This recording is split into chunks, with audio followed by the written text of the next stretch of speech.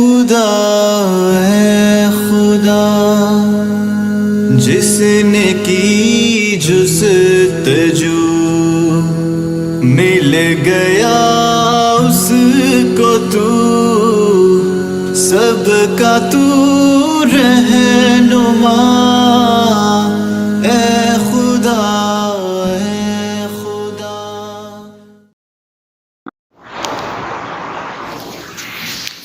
মানুষের কয় মৌলানা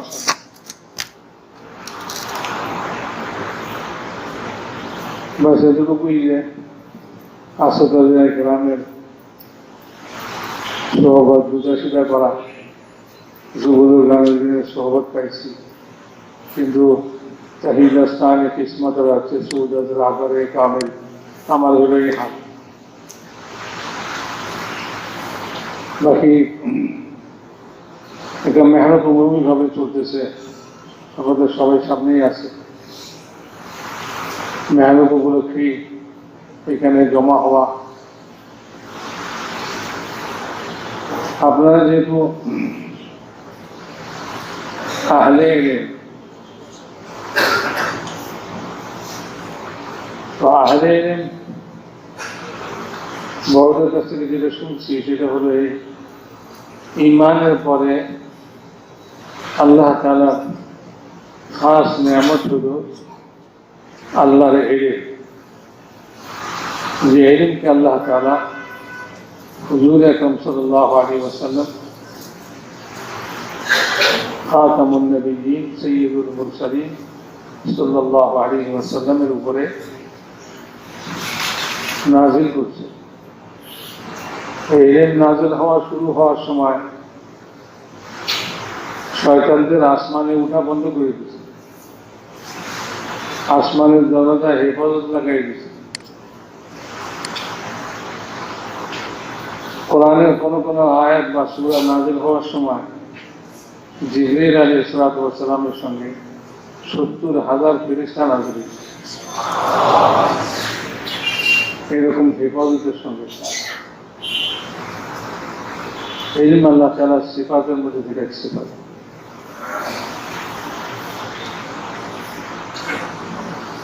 আল্লাহ তাআলা যেরকম হলুদ শান, এই ইলমের শান এরকম ফারিক।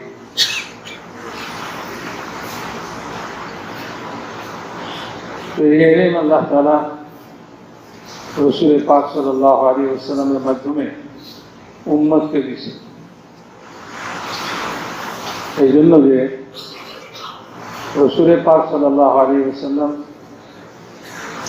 উনি ওনার দুনিয়ার জিন্দেগি পুরা করে দুনিয়া থেকে বিদায় হবেন, কিয়ামত পর্যন্ত ওনার নবুয়ত চলবে।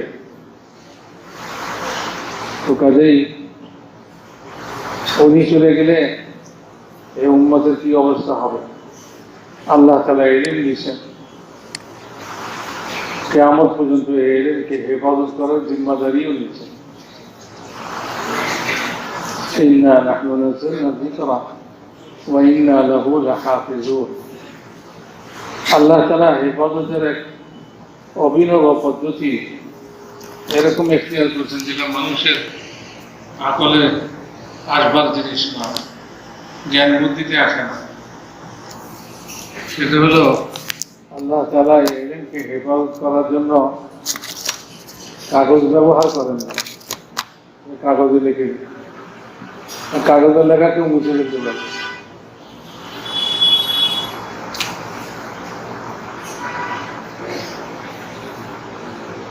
আল্লাহ তাআলা ইলমকে হেফাজত করার জন্য ওলামায়ে কেরাম আহলে ইলমদের সিনাকে আল্লাহ তাআলা বাছাই করেছেন।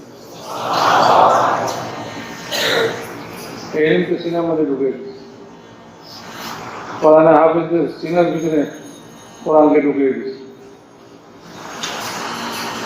না এরকম যে জবাব বেশম করার কারো শক্তি আছে, না কোনো নোকটা বেশম করার কোনো শক্তি আছে?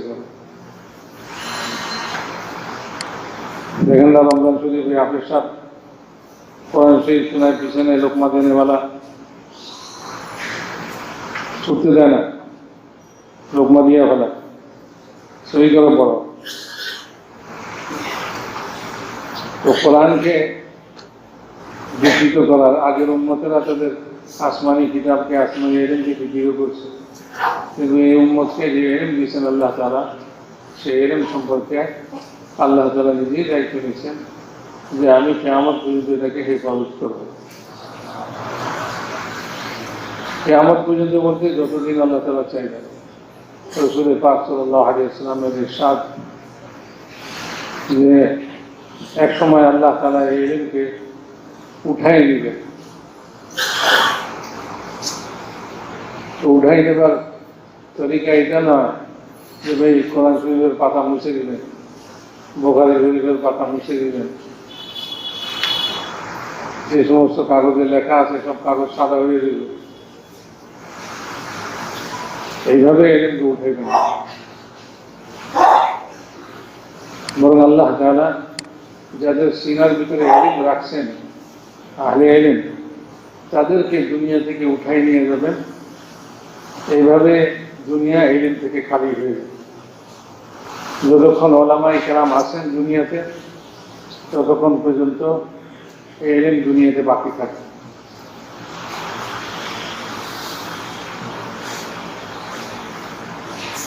এবং এই ইলম হলো হুজুর আকরাম সাল্লাল্লাহু আলাইহি ওয়াসাল্লামের আনিত দ্বীনের এবং দ্বীনের মেহনত, হুজুর আকরাম সাল্লাল্লাহু আলাইহি ওয়াসাল্লামের বিশেষত যে মাকসাদ, এই সমস্ত মাকসাদকে পুরা করার জন্যই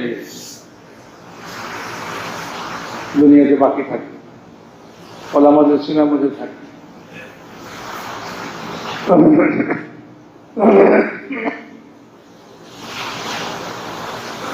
এই ইলমের মধ্যে আল্লাহ তাআলা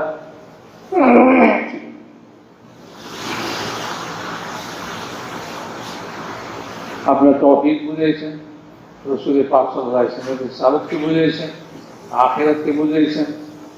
আল্লাহ তাআলা দুনিয়া আখিরাতে আল্লাহ তাআলার যে সুন্নত এবং নিজাম হবে, সেই নিজামকে আল্লাহ তাআলা বুঝিয়ে দিয়েছেন। আল্লাহ তাআলা সমস্ত মখলুকের সৃষ্টিকর্তা, খালেক, মালিক। আল্লাহ তাআলা তার 99 নাম উম্মতকে দিয়ে দিয়েছে। এই সমস্ত সিফাত আল্লাহ তাআলার মধ্যে আছে, হামেশা থেকে আছে, হামেশা থাকবে।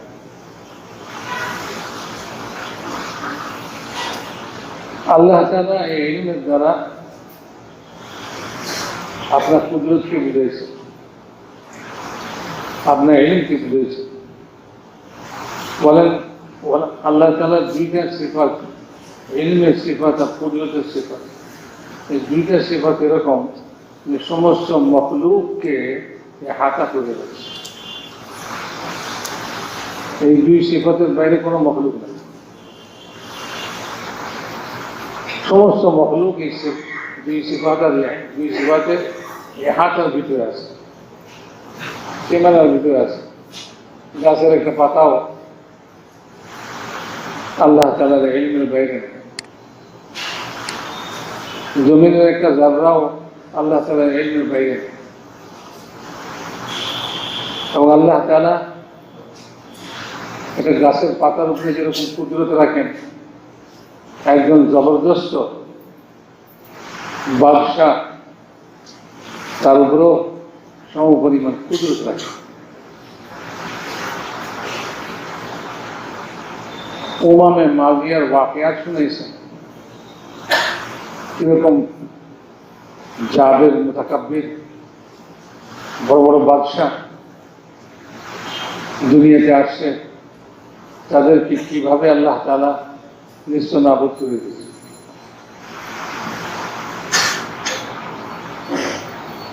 তো আল্লাহ তাআলার কুদরত এরকম যে আল্লাহ তাআলার কুদরতের মোকাবেলায় জিবরাইল দাঁড়াইতে পারে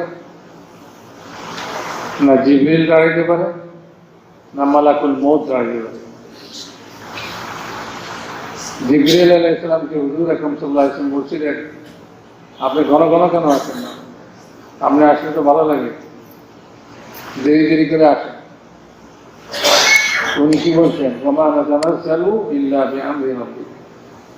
আমার জন্য আপনার রব যে জায়গা ঠিক করে দিছে এটা থেকে এক চুল নিচে নামার ক্ষমতা আপনার রবের হুকুম ছাড়া আমার নেই।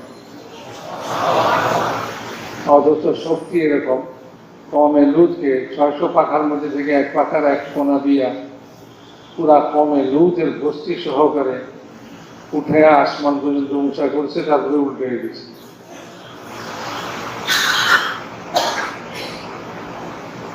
শক্তি এরকম ভিতরে আল্লাহ তাআলা রাখছেন যে ইসরাফিল আলাইহিস সালামের এক ফুঁকে জমিন আসমান ভেঙে চূর্ণ হয়ে যাবে। সমস্ত মানুষ দানব পশু পাখি যা আছে সব মেরে খতম হয়ে যাবে, সব অহংকারীদের অহংকার চূর্ণ হয়ে যাবে। আল্লাহ তাআলা বলবেন লিমানিল মুলকুল ইয়াওম, জবাব দেওয়ার মতো কারো ক্ষমতা থাকবে না, সব মরে গেছে, সব খতম হয়ে গেছে। জিবরাইল, মিকাইল, ইসরাফিল, আজরাইল সব খতম, সমস্ত ফেরেশতা জগৎ খতম, জমিন আসমান খতম, সমস্ত মখলুক খতম, সব ফানার মধ্যে চলে গেছে। আল্লাহ তাআলা প্রশ্ন করবেন লিমানিল মুলকুল ইয়াওম, সেদিন জবাব দেওয়ার কেউ থাকবে না।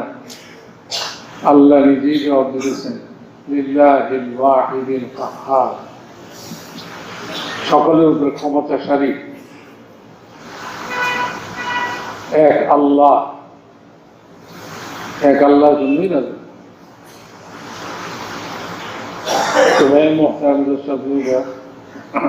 আমি বলতেছি যে আল্লাহ তাআলার সিফাতে ইলম, আল্লাহ তাআলার সিফাতে কুদরত সারা জাহান এবং সমস্ত মখলুকাতকে, সমস্ত সৃষ্টিকে হাঁটা করে আছে। ইলমের বাইরে কেউ নেই, আর আল্লাহ তাআলার কুদরতের বাইরে কেউ নেই।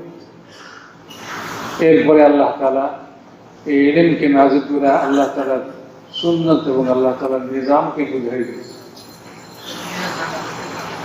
আল্লাহর নিজামের মোকাবেলা কেউ করতে পারে না। ফিরআউন পারে নাই, কারুন পারে নাই, হামান পারে নাই, নমরুদ পারে নাই। বড় বড় বাদশাহ সারা দুনিয়ার উপরে বাদশাহী করছে, এরকম বাদশারাও আল্লাহ তাআলার সামনে খাওয়া হইতে পারবে না। আল্লাহ সুন্নতের বাইরে যেতে পারে, নিজামের বাইরে যেতে পারে। এক মুসা আলাইহিস সালামকেই ধরেন, যিনি ভয় পাইতেছে এই কথার উপরে যে আল্লাহ আমি তো তার ফাঁসির আসামি, তার কাছে দাওয়াত দিতে পাঠাইতেছেন, তো আমরা তো পাইলেই যে মারি হবে।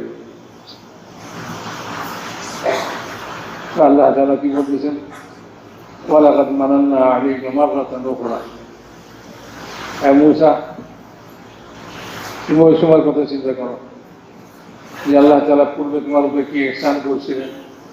যখন তুমি কোলের শিশু ছিলে তখন এই ফিরআউন তোমার দুশমন ছিল, তোমার পাইলে মারবে, তোমাকে মারবার জন্য শত শত বাচ্চাকে জবাই করছে।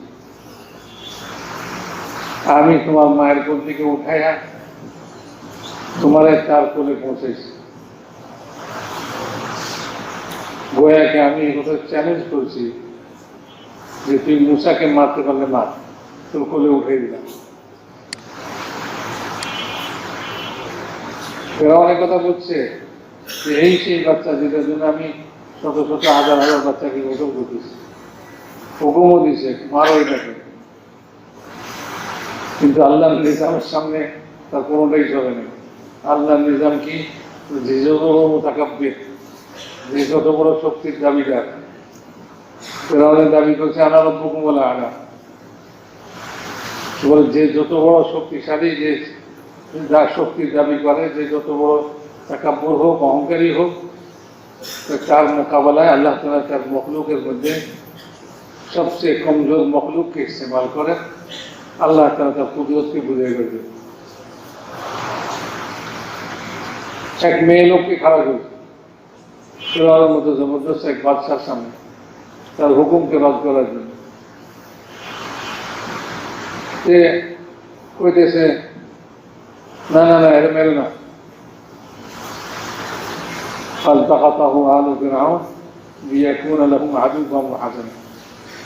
إن فرعون وهامان وجنودهما كانوا خاطئين وقالت امرأة فرعون قرة عين لي ولك لا تقتلوه এদের মানে না এদের বাচ্চা বানাবে ছেলে বানাবে পালবো বাস খতম তার সমস্ত ফেরাউনের সমস্ত প্ল্যান প্রোগ্রাম সব খতম ফলে পালো এখানে পালার নিজাম মুজে লাগাইছে নিজের হাতে নিজের দুশ্মনকে পালে লিয়াকুনা লাহুম আদুওয়ান ওয়া হাযানা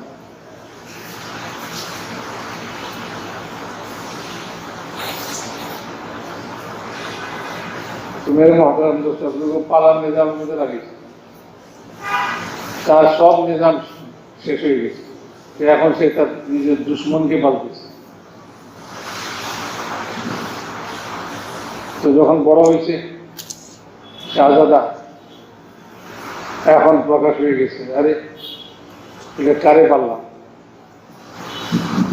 এখন ধরতে গেছে উনি গেছে মাথায় ওখানে দেয় সোহেব আলাইহিস সালামের এখানে সময় কাটায় একেবারে খালি হাত গেছে আমাদের বুজুর্গ আছেন আমি এক দোয়া জানি যে দোয়া জঙ্গলের মধ্যে পড়লে ওখানেও খাওয়ান দাওয়ানোর ব্যবস্থা হয়ে যায়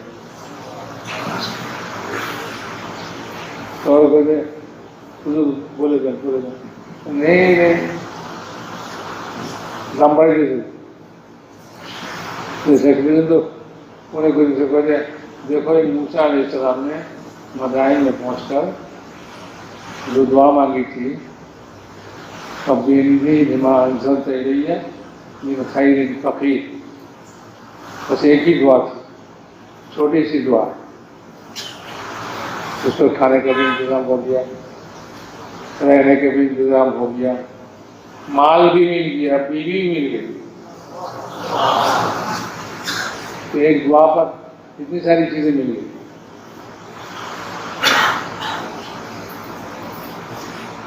तो भाई अल्लाह ताला निजाम मेरे को हुजूर अकरम सल्लल्लाहु अलैहि वसल्लम के मेरे सय्यदुल मुरसलीन खातमुन नबिय्यीन हबीबुल्लाह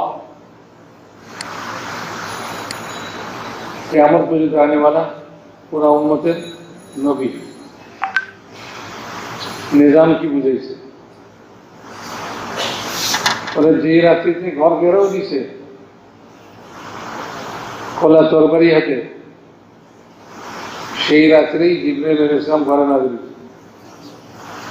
বলছে ইয়া রাসূলুল্লাহ আল্লাহ তাআলার হুকুম আপনি এই মুহূর্তে হিজরতের উদ্দেশ্যে ঘর থেকে বের হয়ে যান এই হিজরতের উদ্দেশ্যে ঘর থেকে বের হওয়ার জন্য আরো তো সময় আছে এখন কেমনে বের তো ঘরের চারিদিকে সব খোলা তরবার হাতে দাঁড়ায় বলেন আল্লাহর হুকুম শুনে আল্লাহর হুকুম বাইরিস আর এক মুঠ মাটি করে সবে মাথার উপরে মারছে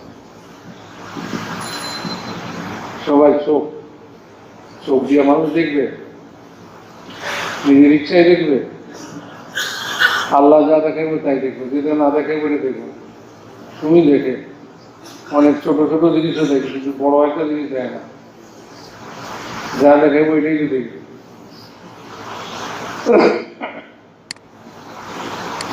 হুজুর আকরাম সাল্লাল্লাহু আলাইহি ওয়াসাল্লাম সবাই মাঝখান দিয়ে বেরিয়ে গেছে সবার মাথার উপর ধুল মেরে গেছে হযরত আবু বকরকে নিয়ে গাড়ি শহরে যেয়ে উঠছে এই সমস্ত ওয়াকিয়াত আপনাদের জানা আছে আমি একটু শুধু এইটুকু বুঝে দেওয়ার জন্য চেষ্টা করতেছি যে খোদায়ে পাকের সুন্নত এবং নিজাম কত মজবুত কিরকম শক্তিশালী এই দাওয়াত ও তাবলীগের মেহনত যা আহলে ইলমদের কাছে যে ইলম রয়েছে ইলম আম পাবলিক এবং মানুষকে দিবার জন্য মানুষের কাছে বিলাইবার জন্য একটা ওসিলা রাস্তা আমরা মাদ্রাসায় তোলাবাদেরকে পড়াই তারা আমাদের কাছ থেকে ইলম না খানকাহের মধ্যে তালিবিনরা হাজির হয় সেখান থেকে তারা তাদের तज़किया করে বেরিয়ে আসে, ইলমে বাতিন নিয়ে বেরিয়ে আসে। কিন্তু এই যে সাধারণ পাপ নিয়ে যাদের মধ্যে কোনো তলবই নেই।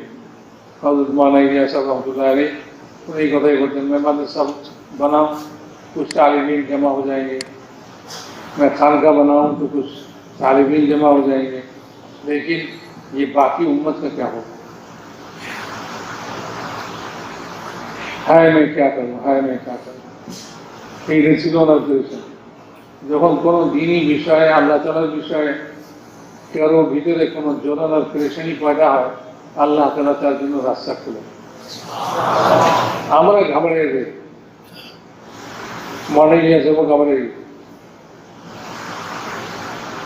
ওনার স্বপ্নে অথবা কোনো অবস্থায় বলা হয়েছে যে তুমসে কাম নিয়ে যাবে না, তুমি হিন্দুস্তান যাও। उन्हीं परेशान हमसे काम ले जाएंगे, अरे हम तो किसी नहीं किसी करें আমাদের কি কাম নেব, কেমনে নেব, কি কাম করবো আমি?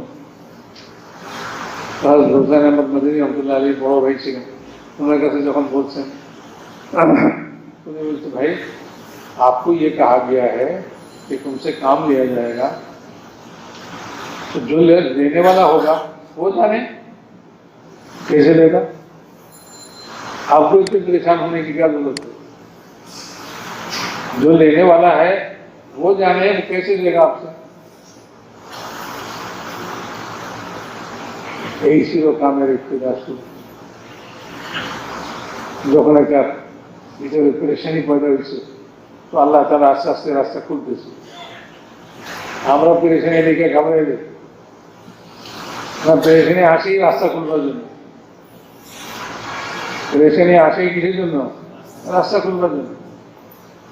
यहाँ तक के বলছে যখন পরেশানি আসে তখন তুমি রাস্তা খোলার অপেক্ষায় থাকো, যে অপেক্ষা করবে যে এটাও ইবাদত হিসাবে গণ্য হবে। इंतजार फर्ज है, इबादत हदीस में मिला।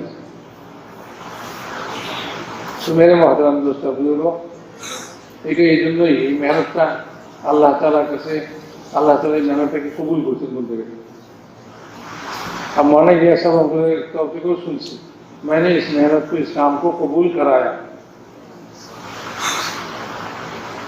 ওনার ইন্তেকালের পরে বলা হয়েছিল যে ওনার সিজদার জায়গার মধ্যে খুব খুশবু লাগাও, কারণ এই কপালকে আমি ঘন্টার পর ঘন্টা সিজদায় পড়ে থাকি। আল্লাহ যাদের থেকে কাম নেবেন তাদেরকে ওইভাবেই তৈরি করেন আল্লাহ তাআলা।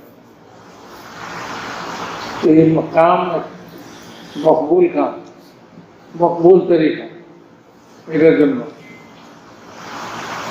এই কামের যে তরিকা, এটার মানে এই নয় দিনের অন্যান্য কাম যেগুলি আছে সেগুলি সব বাপ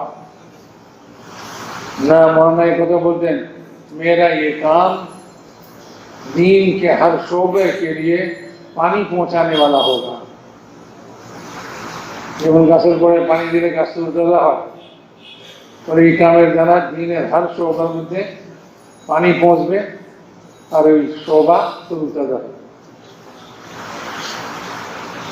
আমি বলতেছি কথা যে হুজুর আকরাম সাল্লাল্লাহু আলাইহি ওয়াসাল্লামের এই যে বাক্য আমরা সবাই জানি।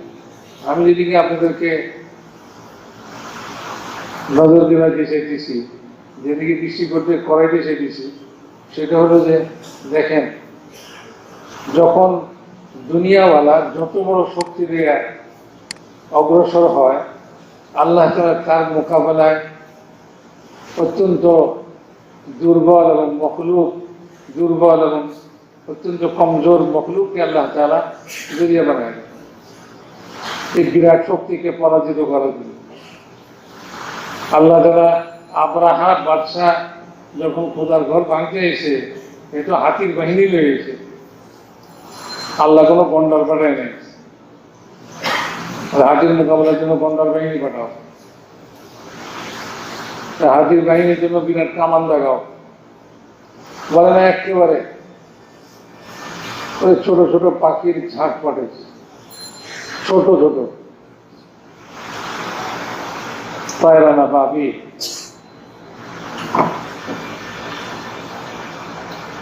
এই যে পাখির ঘাট পাঠাইছে, এই পাখির ঘাটে বড় বড় পাত্র তো ছোট ছোট পাখি পালাইতে পারে না। হাতি মারার জন্য তো বড় পাত্র মারা দরকার, কি বলে?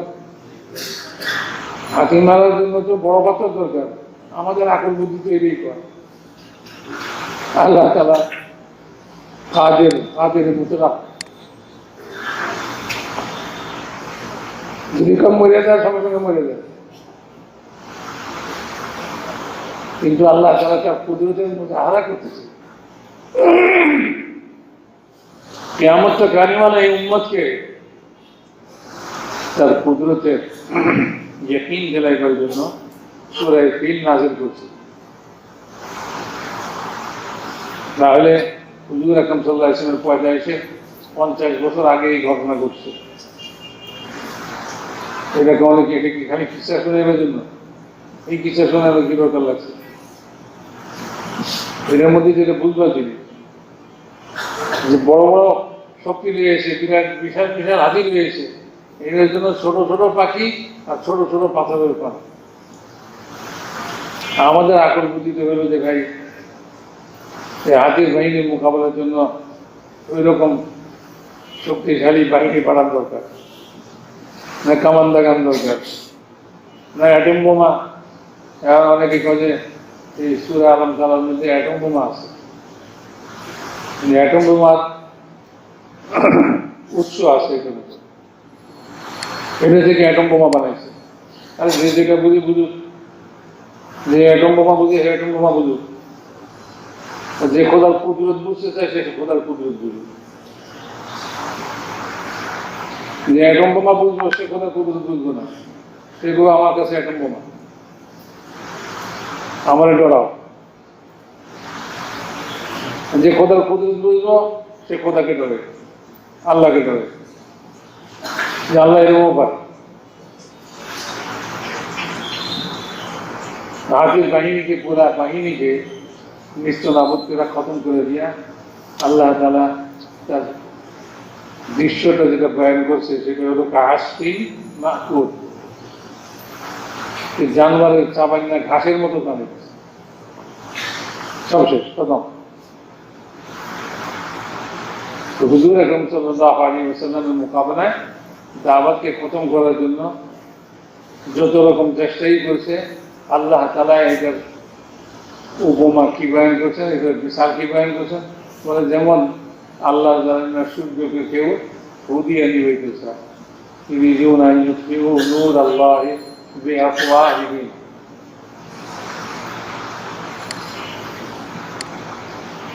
আল্লাহ জানেন আমি আমার নূরকে পুরা করি সব, আল্লাহু মুতিম্মু নূরি,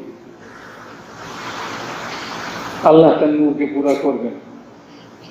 এটার মোকাবেলা, এটাকে নিবেবার জন্য যত চেষ্টা গেছে, পুরা ঘর ঘেরাও দেওয়া, এরপরে সবার মাথার উপরে ঝুল দিয়ে চলে যাওয়া, এত মানুষ চোখ খুলে তাকায় রয়েছে, কারো দৃষ্টিতে না আসা। সকালবেলা এটা করে বলতেছে তোমরা এখানে কি করা করে পাহারাবে, এই লোক ঘর থেকে বেরিয়ে এক যুগে হামলা করবো, তোমার ঘরে ঢুকে আমরা হামলা করবো। ইংরেজি কথা শুনে যে বহুত আগে চলে গেছে, তোমাদের সবাই মাথার উপরে ঝুল দিয়ে গেছে। আরে বুঝতে বলার জন্য তো এটাই যথেষ্ট ছিল, এভাবে বুঝে আসে না। দুধ দিলে এমনি চলে গেলে আচ্ছা না হয়, যখন চোখ বন্ধ করেছিল তখন গেছে গা, মাথায় আবার দুধ দিয়ে গেছে। তার মানে এই কথা স্পষ্ট যে তোমাদের জাগ্রত অবস্থায় তোমাদের মাথায় দুধ দিয়ে গেছে, সবাই মাথায় হাত দিয়ে দিয়েছে, মাথায় দুধ। এখন 100 পুরস্কার ঘোষণা করছে যে জিন্দা অথবা মুর্দা বেড়ে আনতে পারবে।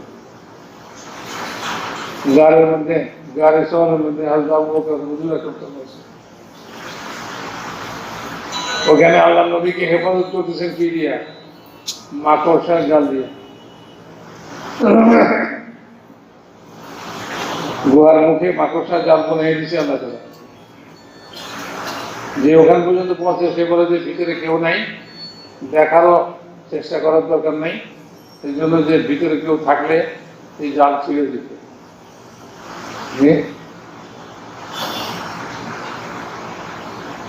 كمثل العنكبوت اتخذت بيتا مثل الذين اتخذوا من دون الله أولياء كمثل العنكبوت। আল্লাহ ছাড়া আর কারোর কেউ সাহায্যকারী যদি বানায় তো বলে তার উদাহরণ হইল এই মাকড়সার মতন। মাকড়সার وإن أوهن البيوت لبيت العنكبوت لو كانوا يعلمون। এই সমস্ত দুনিয়াওয়ালাদের কাছে যা এলেম আছে এটা কোনো এলেমই না। আল্লাহ বলতেছে লা ইয়ালামুন লাউ কানু ইয়ালামুন, যদি তার কাছে এলেম থাকতো। এরা কা আমার কাছে এলেম আছে।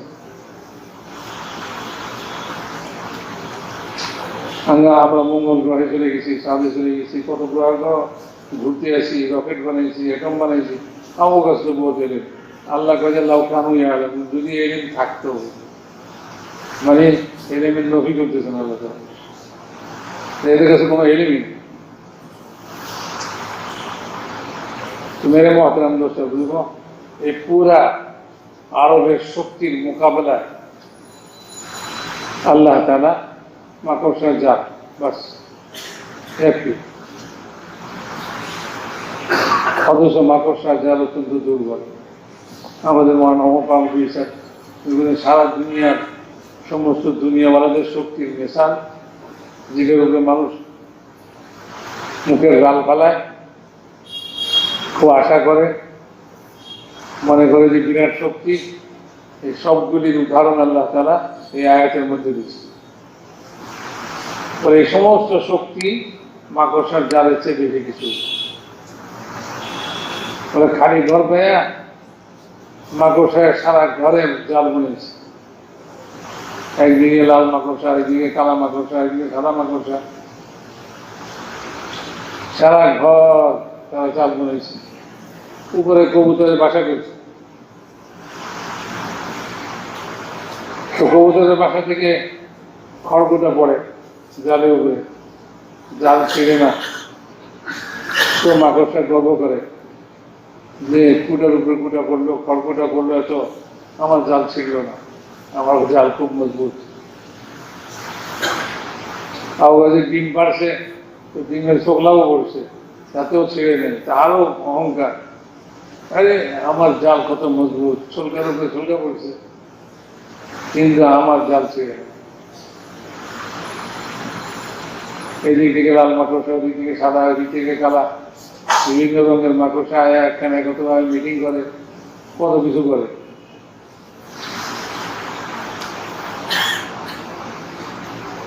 এরপরে ঘরওয়ালা আসছে, একে হ্যাঁ কিন্তু সারা ঘরের মধ্যে মাকড়সা জাল বুনে যাচ্ছে।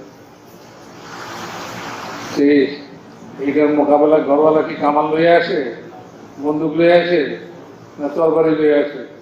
ওদের একটা ঝাড়ু দেয়, আমাদের দেশে একটা ভিসা দেয়, ঝাড়ু লইয়া এক ঝাড়ুর বাড়ি এক কোনা সাপ, আরেক ঝাড়ুর বাড়ি আরেক কোনা সাপ, আরেক ঝাড়ুর বাড়ি আরেক কোনা সাপ, পুরা ঘর সাপ হয়ে গেছে, ঝাড়ু হয়ে গেছে।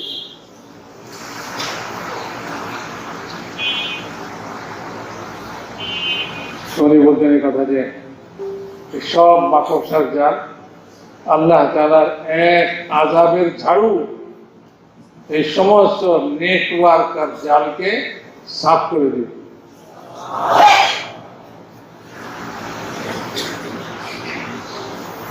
নমরুদের নেটওয়ার্ককে আল্লাহ তাআলা এক ঝাড়ু সাফ করে দিয়েছে।